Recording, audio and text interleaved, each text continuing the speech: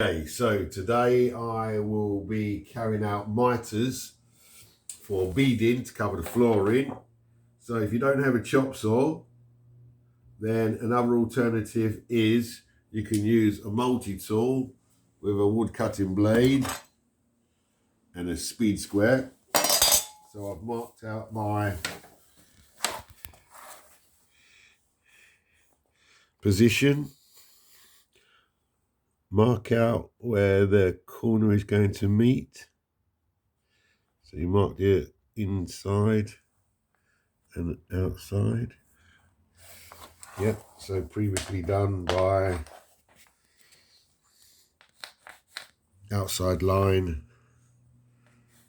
So that's what we've just marked here.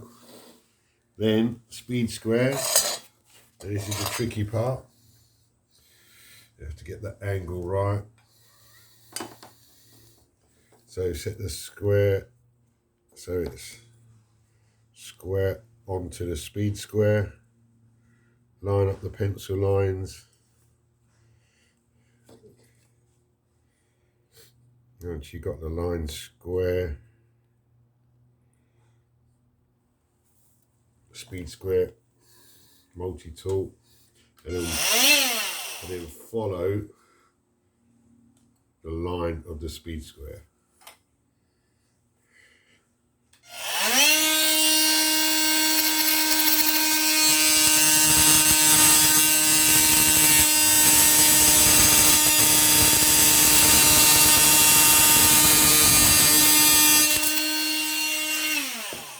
That's now cut the angle on the speed square.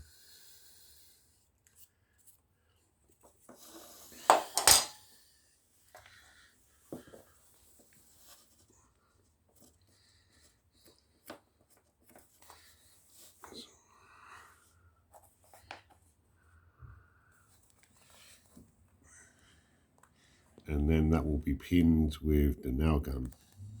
Perfect.